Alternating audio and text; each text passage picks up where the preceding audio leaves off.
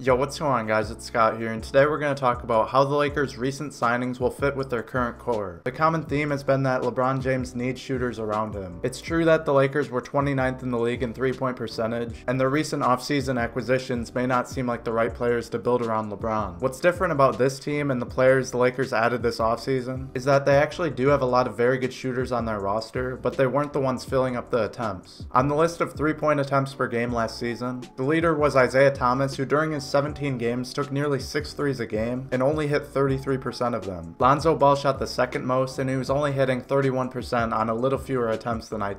KCP and Kyle Kuzma were the next leaders in attempts, just behind IT and Lonzo, and they both shot pretty good at 38% for KCP and 37% for Kuzma. Then the next couple of players on the list attempted around 4 per game and were Brook Lopez and Jordan Clarkson. Brook made 35% of those attempts and Clarkson made 32. These 6 players fill up a big portion of the Lakers' team shooting percentage. And what's interesting about this is KCP and Kuzma shot the best out of these players, and neither of them may even be the best shooters on the roster. Lonzo will obviously have to improve his percentages next season, because they'll need to find ways to impact the game offensively apart from his playmaking. Then Isaiah Thomas, Lopez, and Clarkson are no longer part of this team, and none of them really knew how to restrain themselves from taking their shots. The absent players from the list of top 3-point attempts per game are Josh Hart and Brandon Ingram, who both shot nearly 40% from 3. Josh Hart only had 3 attempts per game, and Brandon Ingram didn't even attempt 2 per game. These guys were the Lakers' best shooters percentage-wise from last year, and they were not getting enough shots. Had their number of attempts been replaced with Isaiah Thomas and Jordan Clarkson, the Lakers would have been one of the best 3-point shooting teams in the league. The Lakers now have Rajon Rondo, Lance Stevenson, and JaVale McGee, who all are either non-shooters or unreliable shooters. With these 3 signings, it looks like the Lakers may have taken a step back in terms of shooting, but I would say these players understand that they're not great shooters and will be able to impact the game in other ways. Rajon Rondo for his career is a poor shooter, but his impact will be as a distributor in getting the right shooters the ball, which will improve the quality of shots the team will take. Lance Stevenson also isn't a great shooter, but he doesn't attempt as many as Isaiah Thomas or Jordan Clarkson, and he tries to find other ways to score on the offensive end. Then JaVale McGee doesn't need to shoot because he's such a threat above the rim, which provides another dynamic to the Lakers offense that they didn't have last season. Combining all of this together, the Lakers offensively have a group that has better defined roles, that can open up space for their true best shooters to take shots. Rob Pelinka made it clear during his press conference that with their signings in free agency, they wanted to add different types of shooters and not just guys that would be specialists. He mentioned that the Lakers already had very good shooters on the roster in Josh Hart, Brandon Ingram, KCP, and Kyle Kuzma, and they also drafted good shooters such as Mo Wagner and Svi Mykhailiuk. He said that they wanted to add guys that could provide other things such as toughness and defensive versatility. Like I said, if the Lakers could replace the 3-point attempts put up by Isaiah Thomas and Clarkson with Hart and Ingram, they'd be one of the best 3-point shooting teams in the league. By adding Rajon Rondo and LeBron James, they'd be able to give those guys more attempts, which will ultimately improve the team's shooting performance. That's all I have for this video, guys. I hope you did enjoy. Make sure you subscribe if you want to see daily Laker content throughout the offseason, and leave a like if you enjoyed, and thanks for watching.